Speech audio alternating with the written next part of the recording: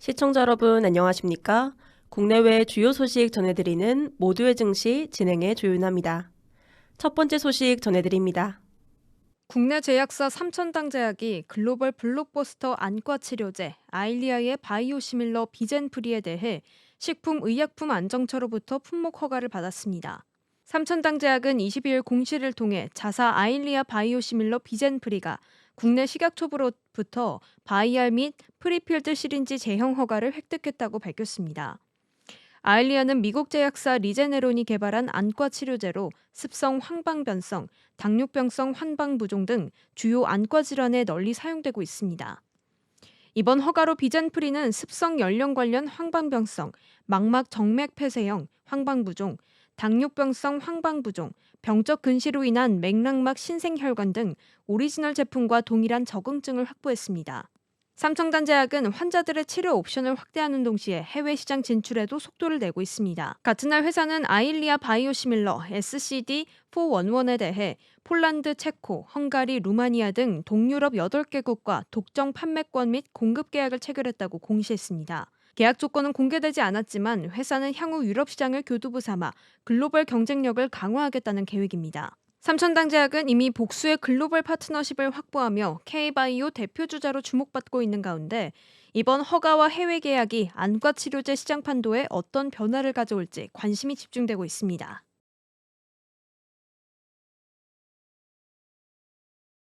미국 트럼프 행정부의 관세 정책이 불확실성은 키우는 가운데 연방준비제도가 금리 인하를 재개했습니다. 이 영향으로 국제 금값이 또다시 사상 최고치를 갈아치웠습니다. 22일 뉴욕 상품거래소에서 12월 인도분 금 선물은 온스당 3,775달러 선을 넘으며 전거래 대비 1.9% 급등했습니다. 금 현물 가격도 3,747달러를 기록하며 1.7% 올랐습니다. 이번 상승으로 금 선물과 현물 모두 사상 최고치를 다시 쓰게 됐습니다. 트럼프 행정부의 강경한 관세 정책으로 글로벌 교역 불확실성이 확대되는 가운데 연준이 지난주 금리 인하를 재개한 것이 금값 랠리를 이끌었습니다. 연준은 올해 안에 추가로 2차례 금리 인하가 이뤄질 수 있다고 전망했습니다. 스티븐 마이런 신임 연준 이사는 현재 금리가 중립 수준보다 약 2%포인트 높다며 공격적인 인하가 필요하다는 입장을 내놓기도 했습니다. 전문가들은 러시아 우크라이나 전쟁 등 지정학적 긴장 속에 안전자산 선호 현상이 여전하다고 분석했습니다. 금속 정보업체 키트코메탈은 연준의 금리 인하와 지정학적 불안이 맞물리면서 금값 상승세가 당분간 이어질 수 있다고 내다봤습니다.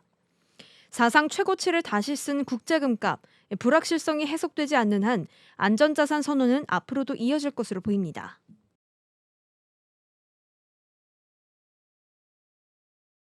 셀트리온이 자가 면역 질환 치료제 앱토즈마로 일본 시장 공략에 나섭니다. 22일 셀트리온은 인터루킨 6 억제제 기반의 바이오 시밀러 앱토즈마가 일본 후생 노동성으로부터 품목 허가를 획득했다고 밝혔습니다. 이번 허가로 류마티스 관절염, 소아 특발성 관절염, 캐슬만병, 사이토카인 방출 증후군 등 오리지널 의약품 악템라가 보유한 주요 적응증 모두를 확보했습니다. 악템라는 글로벌 매출만 약 4조 원에 달하는 대형 블록버스터 의약품으로 일본 내 시장 규모도 4,400억 원 수준으로 추산됩니다. 셀트리온은 일본에서 가장 먼저 출시되는 퍼스트 무버 지위를 통해 합리적인 가격 경쟁력을 앞세워 시장 점유율 확대에 속도를 낼 계획입니다. 실제로 셀트리온은 일본에서 뚜렷한 성과를 보여왔습니다. 자가 면역 질환 치료제 램시마는 올해 4월 기준 시장 점유율 41%로 바이오시밀러 처방 1위에 올랐고 유플라이마 역시 12%의 점유율로 빠르게 성장 중입니다. 항암제 부문에서도 유방암, 위암 치료제 허주마가 75% 점유율로 시장을 장악했고 대장암, 폐암 치료제 베그젤마도 29%의 점유율을 기록했습니다. 업계는 이번 앱토즈마 허가를 통해 셀트리온이 일본 자가면역 질환 치료제 시장에서 한층 더 영향력을 확대할 것으로 내다보고 있습니다. 셀트리온 관계자는 퍼스트무버 지위를 앞세워 환자들에게 안정적이고 경제적인 치료 옵션을 제공하겠다며 글로벌 시장 내 입지 강화 의지를 밝혔습니다.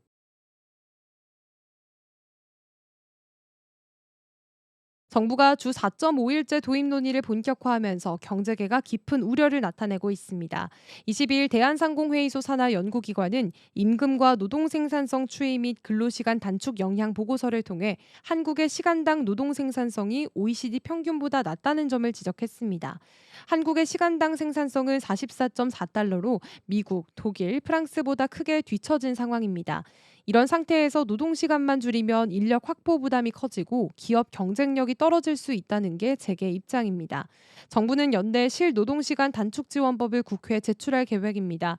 주 4.5일제를 도입하는 기업에 세액공제와 인건비 지원 혜택을 주고 노조 역시 이를 강하게 요구하며 목소리를 키우고 있습니다.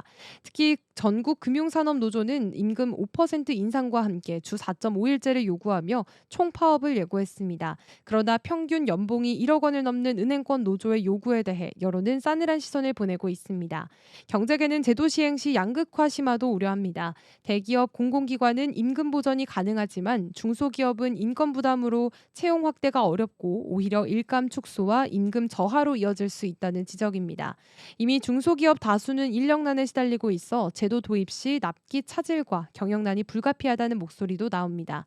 또한 주요 선진국 대부분이 주 40시간 상한제를 운용하는 점을 들어 이 한국의 주 4.5일제는 글로벌 스탠더드보다 과도한 규제라는 주장도 제기됩니다.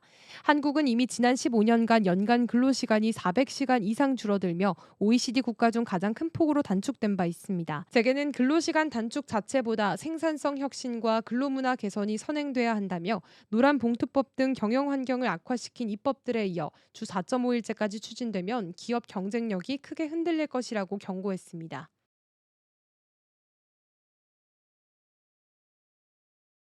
금융당국 내부 혼란이 가상자산 업계의 불확실성을 키우고 있습니다. 22일 금융권에 따르면 2억 원 신임 금융위원장이 금융위 1급 간부들에게 일괄 사표를 요구하면서 조직 개편 가능성이 커졌습니다. 특히 가상자산 거래소 검사와 제재를 맡는 금융정보분석원 원장 자리도 공석이 될 수 있어 업계의 긴장감이 높아지고 있습니다.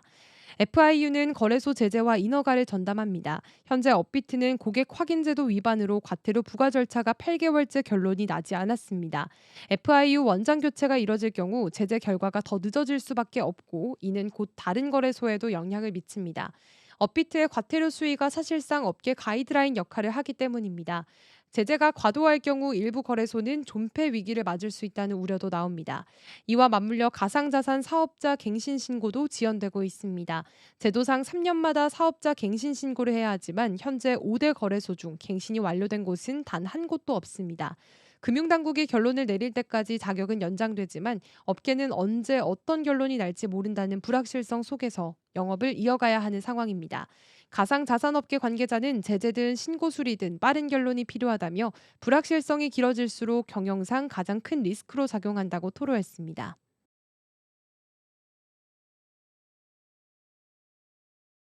롯데카드 해킹으로 297만 명의 정보가 유출됐지만 회사가 부담해야 할 과징금은 고작 50억 원에 그칠 전망입니다. 법체계상 개인정보보호법이 아닌 신용정보법이 적용되기 때문인데 이로 인해 대규모 유출 사고임에도 불구하고 솜방망이 처벌이라는 비판이 커지고 있습니다. 20일 정부와 업계에 따르면 개인정보보호법이 적용될 경우 매출액의 최대 3%까지 과징금 부과가 가능합니다. 지난해 매출 3조 원 기준으로는 900억 원이 산출됩니다. 하지만 신용정보법은 해킹에 의한 유출에 대해 상한선을 50억 원으로 규정하고 있어 이번 사태는 해당 조항의 적용을 받게 됩니다. 실제 유출된 정보는 개인정보와 신용정보가 결합된 형태가 대부분이었습니다. 주민등록번호, 생년월일, 전화번호 등 개인정보와 카드번호, CVC, 결제정보 등이 함께 빠져나간 건수가 75만 건, 순수 신용정보 유출이 222만 건이었습니다. 순수한 개인정보 유출은 950건에 불과해 롯데카드는 개인정보보호위원회에 자진 신고조차 하지 않았습니다. 그러나 개보법은 한 건이라도 해킹으로 유출되면 즉시 신고 대상이라는 점에서 논란은 불가피합니다. 비슷한 사례는 이미 있었습니다. 지난 3월 우리카드는 가맹점주 20만 명의 개인정보를 무단 이용하다가 개인정보보호법 적용으로 134억 원의 과징금을 부과받았습니다. 당시 우리카드 역시 신용정보라고 주장했지만 받아들여지지 않았습니다. 정부는 이재명 대통령 지시에 따라 디지털 금융보안법을 제정해 징벌적 과징금 제도를 도입하려 하고 있습니다. 하지만 이번 롯데카드 사태에는 소급 적용이 불가능해 제재 효과가 사실상 미미하다는 지적입니다. 결국 법적 사각지대가 또다시 드러나면서 금융보안제도의 실효성에 대한 논란이 확산될 것으로 보입니다.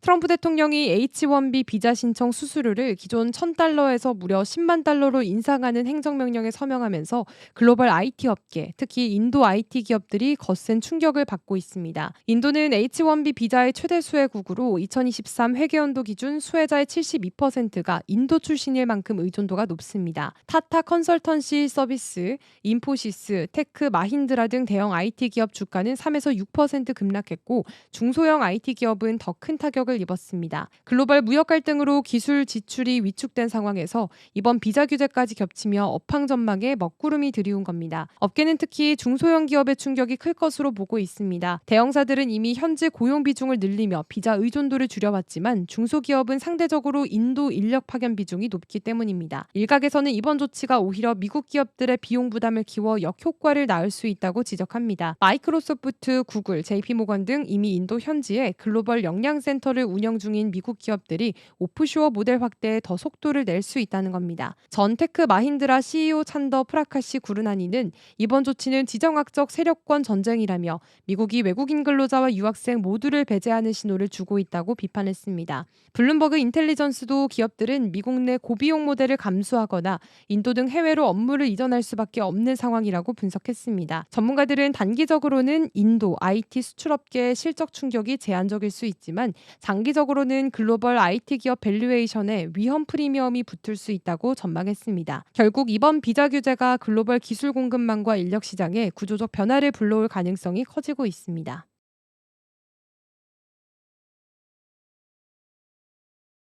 프랜차이즈 업계의 핵심 수익 구조를 흔들 수 있는 차액 감행금 반환 소송이 대법원으로 향했습니다. 22일 한국 프랜차이즈 산업협회는 피자헛 차액 감행금 상고심과 관련해 긴급 설명회를 열고 이번 판결이 업계 전반에 미칠 파장에 대해 경고했습니다. 차액 감행금은 본사가 가맹점에 원부자재를 공급할 때 붙이는 유통 마진을 의미합니다. 1, 2심 재판부는 이를 부당 이득으로 판단해 피자헛 본사가 점주들에게 210억 원을 배상하라고 판결했습니다. 가맹 점주들은 계약서에 명시되지 않은 마진을 본사가 임의로 붙였다며 반환을 요구했고 법원은 이를 받아들였습니다. 그러나 본사 측은 세금, 물류비, 정상적인 유통 이윤까지 가맹금으로 오인한 것이라며 대법원에서 뒤집히길 기대하고 있습니다. 업계의 긴장감은 상당합니다. 피자헛 사건이 최종 확정되면 교촌치킨, 버거킹, 투썸플레이스 등 16개 외식 브랜드에서 제기된 유사 소송에도 직접적인 영향을 미치게 됩니다. 일부 프랜차이즈는 차액 가맹금이 전체 수익의 절반 이상을 차지하는 만큼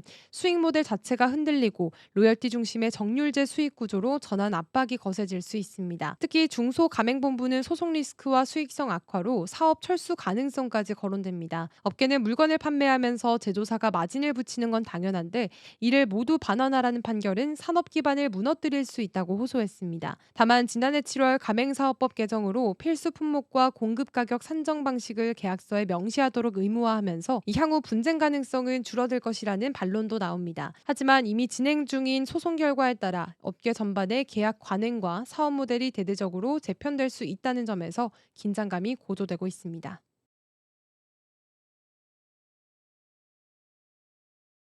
글로벌 원전 산업에 다시 한번 불이 붙고 있습니다. 미국과 영국이 최근 대규모 원자력 협정과 함께 282조 원 규모의 신규 투자를 공식화하면서 한국 원전 관련 기업들에게도 기대감이 확산되고 있습니다. 20일 국내 증시에서는 원자력 계측기를 제작하는 우진이 9% 넘게 급등했고 두산 에너빌리티와 오르비텍, 광명전기 등도 강세를 보였습니다. 해외 원자력 산업에 투자하는 ETF들도 일제히 올랐습니다. 이는 영국 정부가 신규 원전 건설 프로젝트를 추진하고 미국과는 기술 변형 협정을 통해 인공지능 데이터 센터와 원자력 발전 분야 협력을 강화한 데 따른 것으로 분석되고 있습니다. 특히 소형 모듈 원전, 이른바 SMR이 핵심 키워드로 떠오르고 있습니다. 영국과 미국이 잇따라 SMR 건설 계획을 발표하면서 글로벌 시장 수요가 구체화되고 있다는 평가가 나오고 있습니다. 증권가에서는 대규모 SMR 프로젝트가 본격화된다면 한국 기업들도 공급망에 참여할 여지가 크다며 긍정적인 전망을 내놨습니다. 다만 추가적인 주가 상승세가 이어지기 위해선 명확한 모멘텀이 필요하다는 지적도 있습니다. 국내 원전업계가 미국 웨스팅하우스와의 계약 불공정 논란을 겪고 있는 만큼 실제 수주 성과와 정부의 지원 여부가 관건이 될 것으로 보입니다. 전문가들은 미국의 금리 인하 기조와 맞물려 원전주에서도 유동성이 일부 유입되고 있다면서도 단기 급등세 이후에는 새로운 재료가 필요한 시점이라고 진단했습니다. 그럼에도 불구하고 글로벌 에너지 전환 흐름 속에서 원전 산업의 성장성은 여전히 견고하다는 것이 중론입니다.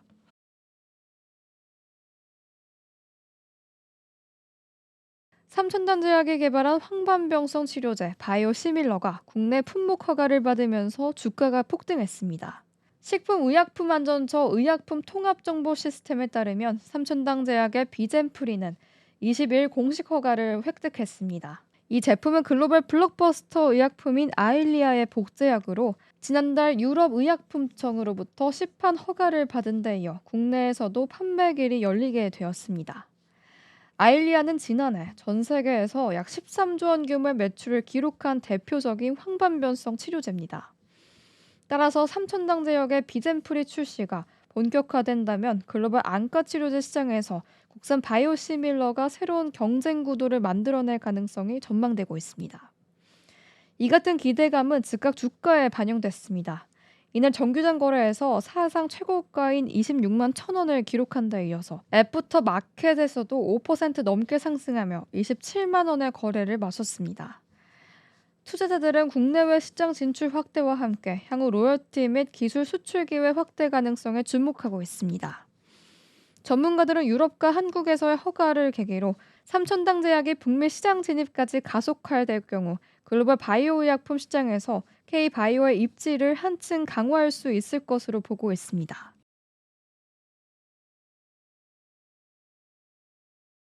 애플이 한국 사용자들에게도 수면 무호흡 감지 기능을 선보입니다. 업계에 따르면 애플은 이달 안으로 애플워치 11 시리즈의 수면 무호흡 증상 감지 알림 기능을 한국에서 제공할 예정입니다. 이 기능은 이미 워치 10에서 해외 출시된 바가 있지만 국내 보건당국 협의 절차를 거쳐 올해 처음으로 도입됩니다. 애플워치 11은 심박수, 손목 온도, 혈중산소, 호흡수 등 데이터를 포착해 수면 점수와 수면 무호흡 신호를 파악하고 있습니다. 이 알고리즘은 미국 수면의학회, 미국 수면재단, 세계 수면협회 가이드라인을 기반으로 500만 건 이상의 실제 수면 데이터로 검증됐습니다. 워치 11에는 베라닐, 생리주기 추정 기능도 포함됐고 긁힘의 2배 강한 아이오넥스 유리도 탑재됐습니다. 아이폰 17 시리즈 역시 함께 주목받고 있습니다. 6.3인치 슈퍼 레티나 XDR 디스플레이에 세라믹 실드 2를 적용해 긁힘 강도를 3배나 높였고 카메라는 사진 촬영 시 자동으로 세로가로 전환을 지원합니다. 특히 아이폰 17 프로에는 베이퍼 챔버 냉각 시스템이 처음 도입돼 고사양 게임과 AI 기능에 최적화됐습니다. 다만 애플 인텔리전스 실시간 번역 기능은 아직 한국어를 지원하지 않습니다. 한편 애플은 애플워치와 프랑스 명품 브랜드 에르메스 협업 10주년을 기념한 특별 컬렉션도 공개했습니다.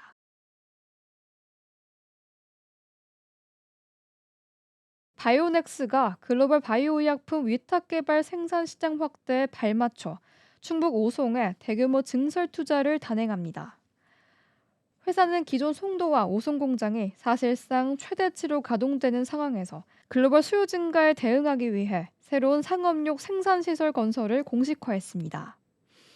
이번에 착공되는 신규 공장은 유휴부지에 들어서며 완공 시 10,000리터 규모의 추가 생산 능력을 확보하게 됩니다.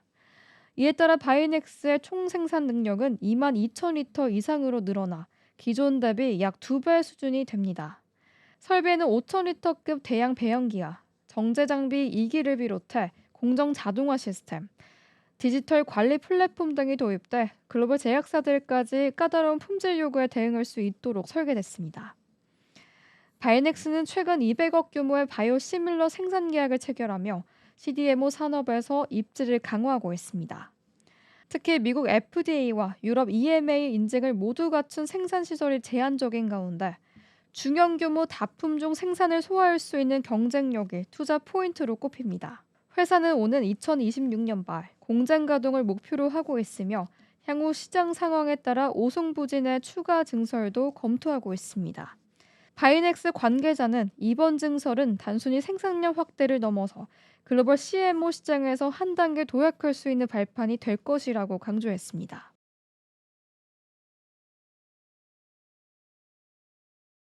XRP가 연준의 금리 인하라는 호재에도 불구하고 하루 만에 4% 넘게 하락했습니다. 투자자들은 급락 원인과 향후 전망에 촉각을 곤두세우고 있습니다. 투자 전문 매체 더모틀리플에 따르면 XRP는 22일 하루 만에 약 4.4% 떨어지며 2.83달러까지 내려갔습니다.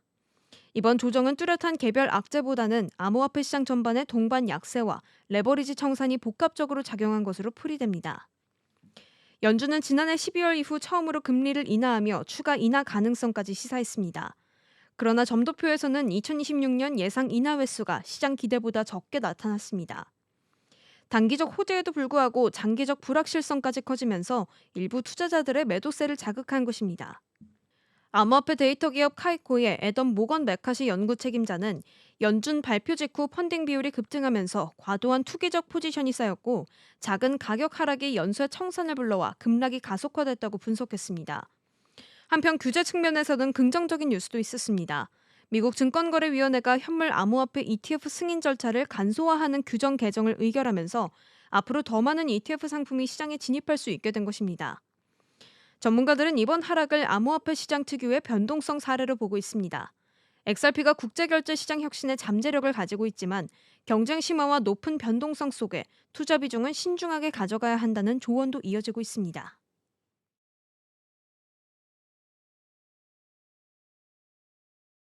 이더리움이 연준의 금리 인하 발표 직후 주말 청산 여파로 하루 만에 6% 넘게 급락했습니다.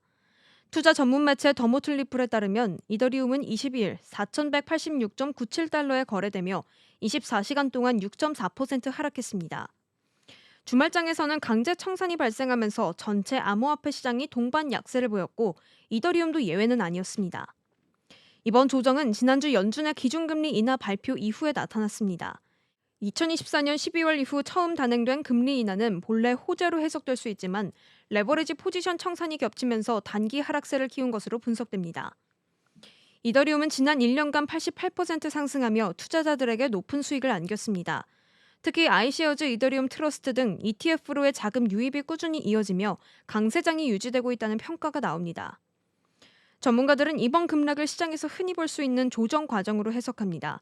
단기적으로는 변동성이 크지만 장기 차트에서 보면 미미한 움직임에 불과할 수 있다는 겁니다. 오히려 장기 투자자들에게는 저가 매수 기회로 작용할 가능성도 제기됩니다.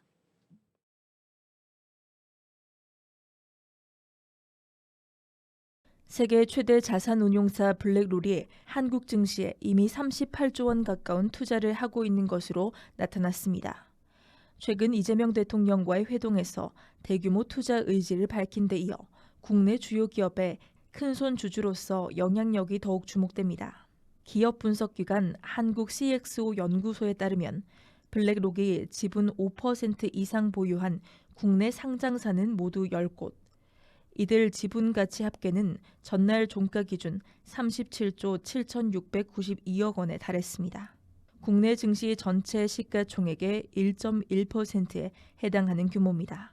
블랙록은 국내 4대 금융지주사에 모두 주요 주주로 이름을 올렸습니다. 하나금융지주 6.43%, 우리금융지주 6.07%, KB금융 6.02%, 신한지주 5.99%를 보유하고 있습니다.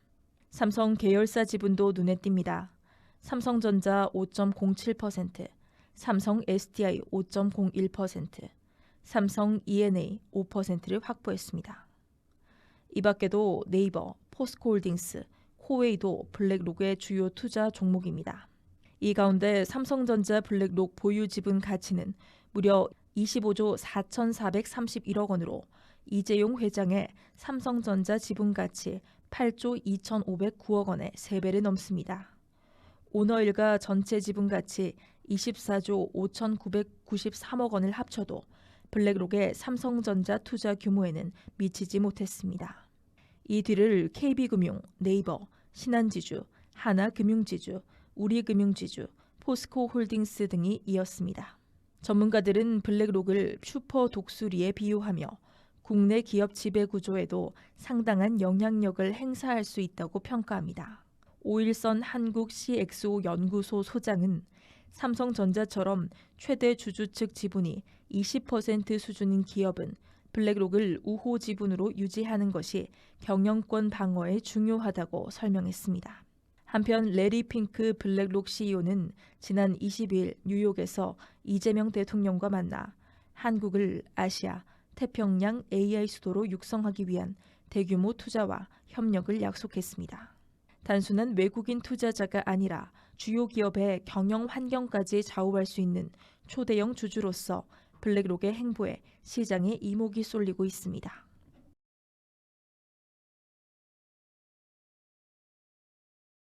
NH농협은행에서 대규모 금융사고가 잇따라 발생하며 내부 통제 시스템의 허술함이 도마 위에 올랐습니다. 지난 4월 농협은행은 한 대출 상담사가 다세대 주택 감정가를 부풀려 무려 257억 원에 달하는 부당 대출을 일으킨 사실을 뒤늦게 공시했습니다. 사고 기간 역시 애초 1년여에서 2년 이상으로 정정됐습니다. 그러나 현재까지 환수된 금액은 전체 피해액의 고작 2% 수준인 6억 원에 불과합니다. 서울경제신문 단독 보도에 따르면 국회 농림축산식품해양수산위원회 소속 윤준병 의원이 농협은행에서 제출받은 자료에 근거 최근 5년간 농협은행에서는 38건의 금융사고가 발생했고 피해액은 800억 원을 넘었습니다. 사고 유형별로는 사기가 430억 원으로 전체의 절반을 넘었고 이어 배임 213억 원, 횡령 156억 원 순으로 집계됐습니다. 특히 지난해와 올해에만 100억 원 이상 규모의 대형 사고가 4차례나 발생했습니다. 피해액 증가와 함께 회수율은 갈수록 악화했습니다. 2023년에는 52%를 회수했지만 2024년에는 12%, 올해 들어서는 불과 2.4%만 회수한 것으로 드러났습니다. 결국 최근 5년간 전체 피해액 800억 원 가운데 돌려받은 금액은 16%에 불과했습니다. 징계 현황을 보면 같은 기간 해직 18명, 정직 8명, 감봉 2명 등 징계가 내려졌습니다. 그러나 사고 이후 상당한 시간이 지났음에도 피해 복구가 지지부진해 주주 피해로 이어지고 있다는 지적이 나옵니다. 농협중앙회와 은행 측은 내부 통제 강화와 금융사고 제로화를 약속했지만 잇따른 사고에 신뢰는 흔들리고 있습니다. 전문가들은 철저한 매뉴얼과 금융윤리 교육 강화, 그리고 숨겨진 자산을 끝까지 추적하는 강력한 사후 조치가 필요하다고 강조합니다.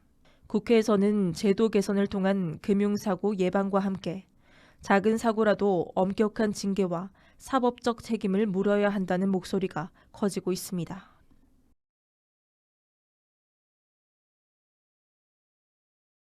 롯데카드 해킹 피해자들이 배상 문제를 두고 집단 행동에 나섰습니다.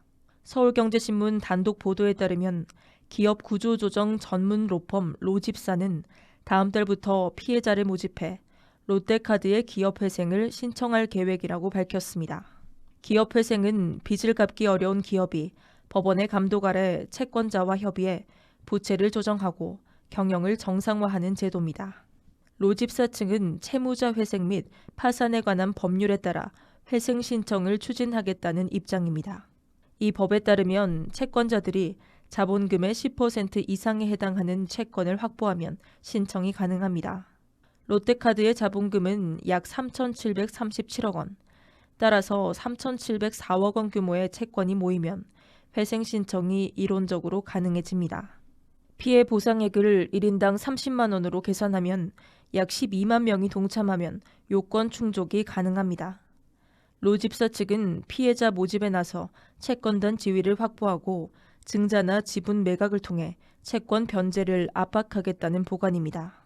서울회생법원 부장판사 출신인 이정엽 대표 변호사는 이번 사태는 단순한 보안 사고가 아니라 경영진 차원의 구조적 문제라며 회생 신청은 피해자들의 권리를 집단적으로 관철시키는 수단이라고 강조했습니다. 다만 금융권에서는 실제 회생이 성립될지는 미지수라는 분석이 나옵니다. 이 과정에서 롯데카드가 피해자들과의 합의에 나설 가능성도 제기됩니다. 실제로 회생 신청 자체만으로도 피해자 배상 절차와 재발 방지책 마련에 압박이 될 수 있다는 시각이 우세합니다. 현재 롯데카드는 부정 사용 가능성이 있는 고객 28만 명 가운데 19만 명에게 카드 재발급, 비밀번호 변경 등 조치를 완료했다고 밝혔습니다. 또 전체 유출 고객 297만 명 중 128만 명이 재발급, 비밀번호 변경, 정지, 해지 등 보호 조치를 취한 것으로 집계됐습니다. 조자진 롯데카드 대표는 국회 과방위에 출석해 현재 카드 재발급이 100만 명까지 밀려 있다며 이번 주말까지는 대부분 해소될 것이라고 설명했습니다. 하지만 피해자들의 집단적 행동이 현실화할 경우 롯데카드의 경영 불확실성은 한층 커질 수밖에 없다는 우려가 커지고 있습니다.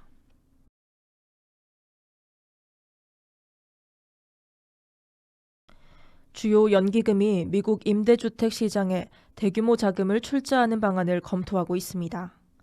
서울경제신문 단독 보도에 따르면 미국 대체 투자 운용사 브릿지 인베스트먼트 그룹은 17억 5천만 달러, 약 2조 4천억 원 규모의 브릿지 멀티패밀리 리빙 펀드 6호를 조성할 계획입니다.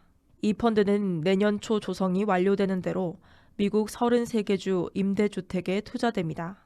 국내 주요 연기금에도 출자 제안이 전달된 것으로 알려졌습니다. 예상 연간 수익률은 13에서 14%에 달합니다. 브릿지그룹은 미국에서 상업용 부동산과 임대주택 투자로 명성이 높습니다. 설립 30여 년 만에 운용 자산은 약 68조 원에 이르며 지금까지 청산한 임대주택 펀드 5건의 평균 수익률은 무려 19.2%를 기록했습니다. 현재도 9만 4천여 세대의 임대자산을 직접 관리하며 연평균 13%가 넘는 수익을 내고 있습니다. 국민연금 역시 지난해 말 기준 부동산 투자 비중만 58조 원이 넘습니다. 미국과 유럽 시장이 각각 35%, 27%를 차지했고 아시아 지역은 호주에 집중돼 있습니다. 국내 부동산 투자 비중은 미미합니다. 국내 임대주택 시장에 대한 연기금 투자가 저조한 이유는 복합적입니다. 공적 자금을 임대료 장사에 쓰는 것 아니냐는 비판 여론과 더불어 정부마다 달라지는 정책 기조, 전세 중심의 특수한 주거 구조 때문에 안정적 수익률을 기대하기 어렵다는 점이 작용했습니다. 한 연기금 관계자는 장기 임대 구조에서는 분양 이익이 제한적이고 정책 변화 위험까지 고려하면 투자 책임이 모두 연기금 몫으로 돌아온다며 난색을 표했습니다. 반면 외국계 투자자들은 한국 임대 시장에 적극적으로 뛰어들고 있습니다. 모건 스탠리는 국내 부동산 기업과 손잡고 서울 강동, 금천, 성북 일대 오피스텔을 매입했고 KKR과 홍콩계 위브리빙은 서울 영등포, 동대문에서 레지던스와 오피스텔을 사들였습니다. 영국계 ICG는 지난해 서울 명동의 호텔을 인수해 임대주택으로 전환하기도 했습니다. 그러나 정부가 최근 내놓은 부동산 대책이 외국계 투자자들의 발목을 잡을 수 있다는 우려도 나옵니다. 임대주택 투자자의 주택담보대출 비율을 사실상 제로로 제한한 조치가 시장 위축으로 이어질 수 있다는 겁니다. 해외 자본은 여전히 우회 투자 통로가 있지만 규제 강화가 부정적 신호로 작용해 투자 재검토 움직임도 감지되고 있습니다. 임대 시장이 월세 중심으로 재편되는 흐름 속에서 국내 연기금의 소극적 태도와 외국계 자본의 선점이 앞으로 어떤 결과로 이어질지 주목됩니다.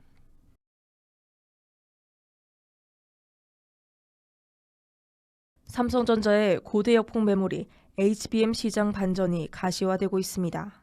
KB증권은 올해 하반기 삼성전자 HBM 출하량이 상반기보다 2배 이상 늘어날 것으로 전망했습니다. 김동원 KB증권 연구원은 북미 빅테크 업체들의 주문이 크게 늘었고 엔비디아의 5세대 HBM3 12단 제품 품질 테스트를 통과하면서 공급 물량 확대가 가능해졌다고 설명했습니다. 이에 따라 삼성전자 DS 부문 실적 개선이 두드러지면서 올해 하반기 영업이익은 20조 8천억 원에 달할 것으로 관측됩니다. 이는 2021년 하반기 이후 4년 만의 최대치입니다. 다만 현재 삼성전자의 HBM 시장 점유율은 17%에 머무르고 있습니다. 업계 1위인 SK하이닉스가 62%, 마이크론이 21%로 뒤를 잇고 있습니다. 하지만 KB증권은 내년 삼성전자의 점유율이 30%까지 확대될 수 있다고 내다봤습니다. 김 연구원은 2분기 삼성전자 점유율 부진 원인으로 중국형 보급형 HBM 출하 감소와 엔비디아의 품질 인증 지연을 지목했습니다. 하지만 하반기 대규모 출하가 시작되면서 점유율 반등이 본격화될 것이란 전망입니다.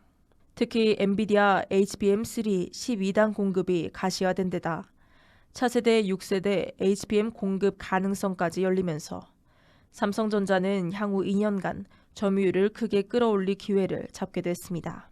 KB증권은 2026년 삼성전자의 글로벌 HBM 점유율이 30%를 넘어설 것으로 전망했습니다. 삼성전자가 뒤늦게 불붙은 HBM 경쟁에서 점유율 반등의 기회를 잡을 수 있을지 업계의 시선이 쏠리고 있는 가운데 엔비디아와의 협력, 북미 빅테크 수요 확대가 삼성전자의 반전의 발판이 될지 주목됩니다.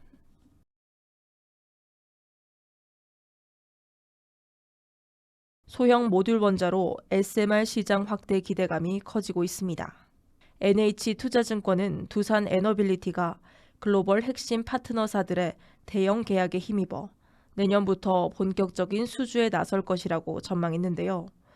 증권가는 두산 에너빌리티 주가에 긍정적인 신호로 해석하고 있습니다. NH투자증권은 25일 두산 에너빌리티에 대해 투자 의견 매수, 목표 주가 8만 원을 유지했습니다. 이민재 NH투자증권 연구원은 뉴스케일 파워와 엑스에너지가 각각 6기가와트 규모의 대형 계약을 체결하면서 SMR 시장 확대가 본격화됐다며 내년부터 두산 에너빌리티의 기자재 수주가 본격 시작될 것이라고 내다봤습니다. 두산 에너빌리티는 이미 미국 테라파워, 뉴스케일 파워, 엑스에너지 등 주요 기업과 기자재 공급 계약을 맺고 있습니다. 이들 기업이 SMR 건설에 착수하면 두산이 핵심 기자재를 납품하게 될 것이라는 전망이 지배적입니다. 최근 뉴스케일 파워와 미국 TVA, 엑스에너지와 영국 센트리카가 각각 최대 6기가와트 규모의 계약을 추진 중입니다. 건설 기간이 5년 이상 걸리는 만큼 기자재 발주는 내년부터 본격화할 것으로 분석됩니다. 총 12기가와트에 달하는 계약이 현실화되면 두산 에너빌리티는 5년치 안정적인 일감을 확보하는 셈입니다. 이 연구원은 두산이 내년 중 증설 계획을 발표할 가능성이 크다며 이 결정이 곧 SMR 시장 상황을 가늠할 중요한 지표가 될 것이라고 강조했습니다. 또한 대형 원전 부문에서는 웨스팅하우스와 협의 중인 APR 1400 채택 여부에 따라 추가 수주 가능성이 있고 베트남과 사우디 원전 입찰도 정상적으로 진행되고 있습니다. 글로벌 에너지 시장의 새로운 축으로 떠오른 소형 모듈 원자로 두산 에너빌리티가 차세대 원전 시장에서 수주 모멘텀을 이어갈 수 있을지 관심이 집중되고 있습니다.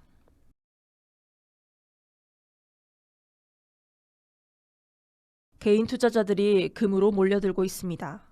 연준의 추가 금리 인하 기대와 잇따른 지정학적 불안이 겹치면서 안전 자산으로서 금의 매력이 급부상한 겁니다. ETF 체크에 따르면 개인 투자자들은 이달 1일부터 24일까지 KLX 금시장에서 무려 4,386억 원 규모의 금 관련 상품을 순매수했습니다.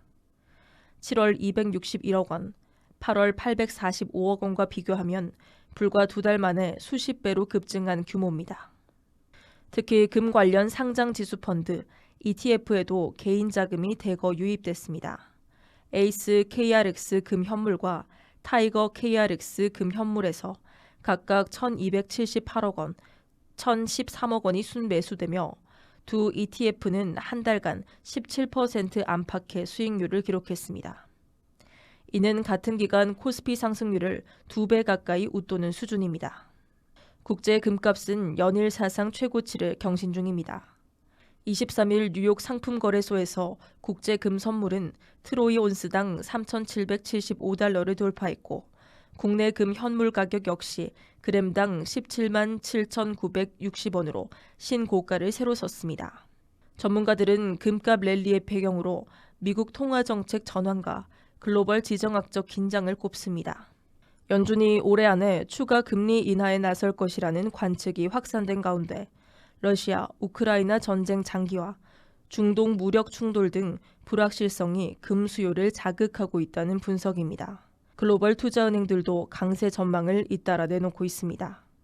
도이치뱅크는 내년 금값이 트로이 온스당 4,000달러까지 오를 수 있다고 내다봤고 골드만삭스는 연준 독립성 훼손 시 최대 5,000달러까지도 가능하다고 전망했습니다. 국내 증권가에서도 금 랠리 지속 전망이 우세합니다.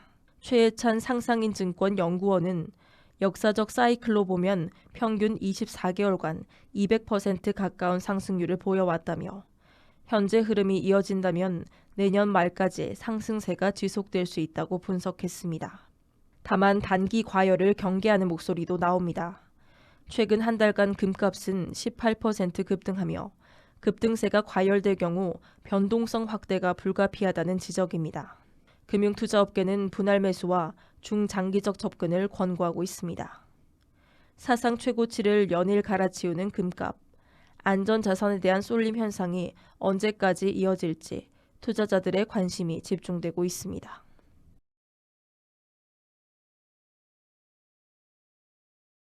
미국과의 통화 스와프가 관세 협상의 핵심 쟁점으로 떠오른 가운데 대통령실은 무제한 통화 스와프가 성사되더라도 모든 협상이 해결되는 것은 아니다라는 입장을 내놨습니다. 김용범 대통령실 정책실장은 24일 뉴욕에서 열린 브리핑에서 무제한 통화 스와프는 필요 조건일 뿐 충분 조건은 아니다라고 강조했습니다. 즉 통화 스와프는 외환 시장 충격을 맞는 최소한의 안전 장치지만 체결되더라도 곧바로 미국이 요구하는 3,500억 달러 규모 현금 투자가 이뤄지는 것은 아니라는 겁니다. 김 실장은 현행법이 허용하는 범위와 국회 동의, 그리고 상업적 합리성까지 갖춰야 비로소 투자 논의가 가능하다고 설명했습니다. 정부가 통화 스와프를 요구하게 된 배경도 밝혔습니다. 지난 7월 31일 합의 이후 미국 측이 보낸 문서에는 당초 한국이 예상했던 대출, 보증 중심의 구조와 다른 현금 흐름 개념이 담겨 있었다는 겁니다. 김 실장은 미국이 사실상 에쿼티에 가까운 요구를 하고 있다며 우리 외환 시장에 미칠 충격을 우려해 문제를 제기하고 있다고 말했습니다. 양국은 현재 캐시플로를 대출 성격에 가깝게 규정하기 위한 협상을 이어가고 있습니다. 한국은 투자 수익 배분에서 9대 1과 같은 국익 우선안을 제안한 것으로 알려졌습니다. 김 실장은 또 쌀과 소고기 등 민감한 비관세 품목은 협상 대상이 아니다라고 선을 그었습니다. 이날 있었던 스콧 베선트 미 재무부 장관과의 면담에 대해서는 긍정적인 방향이었다며 결과로 이어지도록 최선을 다하겠다고 밝혔습니다. 정부는 오는 10월 말 경주에서 열리는 에이펙 정상회의를 중요한 협상 분수령으로 보고 있습니다. 통화 스와프를 넘어 양국이 국익을 지키면서도 호혜적인 합의안을 도출할 수 있을지 주목됩니다.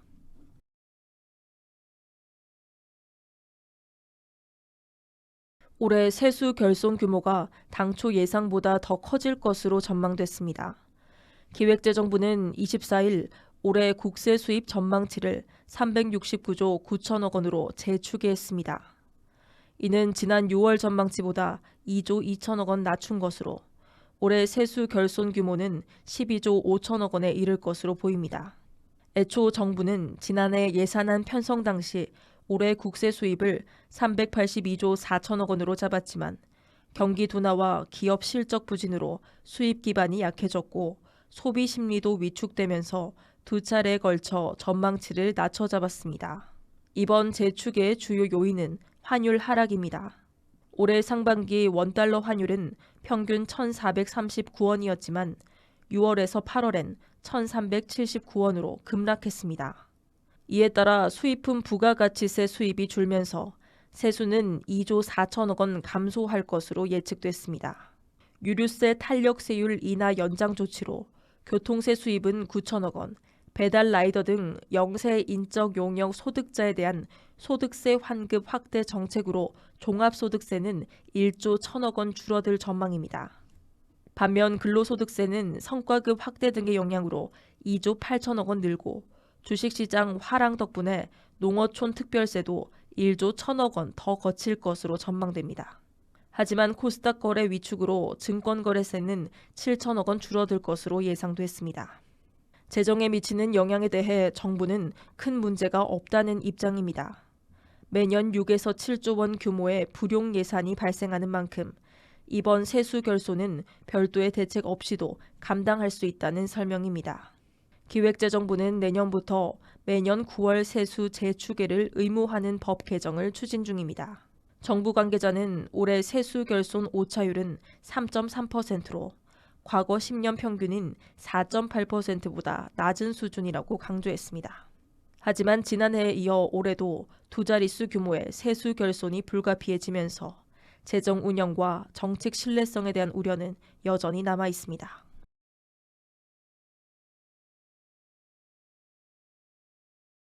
금융당국과 빗썸의 갈등이 갈수록 격화되고 있습니다.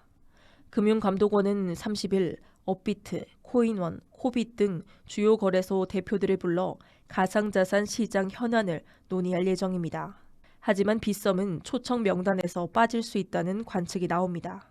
빗썸 측은 간담회 관련 연락을 받은 바 없다고 밝혔고 금감원도 최종 확정된 건 없다며 신중한 태도를 보이고 있습니다. 갈등의 불씨는 지난달 행정지침 불이행에서 비롯됐습니다. 금융당국은 가상자산 대여 서비스 신규 영업을 중단하라고 요청했지만 빗썸은 이를 따르지 않고 랜딩 서비스를 이어갔습니다. 그 결과 8월 한 달 동안 강제 청산이 1,600건 이상 발생했습니다. 업비트가 즉시 지침을 수용한 것과 대비되면서 당국은 투자자 신뢰를 훼손했다며 빗썸을 강하게 비판했습니다. 최근 불거진 오더북 공유 논란은 상황을 더 악화시켰습니다. 금융정보분석원은 빗썸이 호주 거래소 스텔라와 오더북을 연동한 사안을 문제 삼고 빗썸 대표를 소환 조사했습니다. 빗썸은 테더마켓 개설과 함께 주문 정보를 공유했다고 밝혔는데 이는 유동성을 높이는 장점이 있지만 국내 고객 정보가 해외로 흘러 들어갈 수 있다는 점에서 특근법 위반 조치가 있다는 게 당국의 시각입니다. 특근법은 해외 거래소와의 오더북 공유를 엄격히 제한하고 있습니다. 상대 거래소의 인허가 자료와 고객 확인 절차가 철저히 제출, 검증돼야 하는데 FIU는 빗썸이 이를 제대로 이행하지 않았다고 보고 조사 중입니다. 업계는 이번 사태가 단순한 행정지침 위반을 넘어 규제 준수 전반에 대한 시험대가 될 수 있다고 우려합니다. 업계 관계자는 투자자 보호와 시장 안정을 이유로 당국 압박은 더 강해질 것이라며 빗썸 대응에 따라 업계 전반의 규제 환경이 달라질 수 있다고 말했습니다. 가상자산 시장의 질서와 점유율 경쟁이 맞물리면서 금융당국과 빗썸의 갈등은 당분간 계속될 전망인 가운데 간담회 배제 여부가 향후 업계 전반에 어떤 파장을 미칠지 주목됩니다.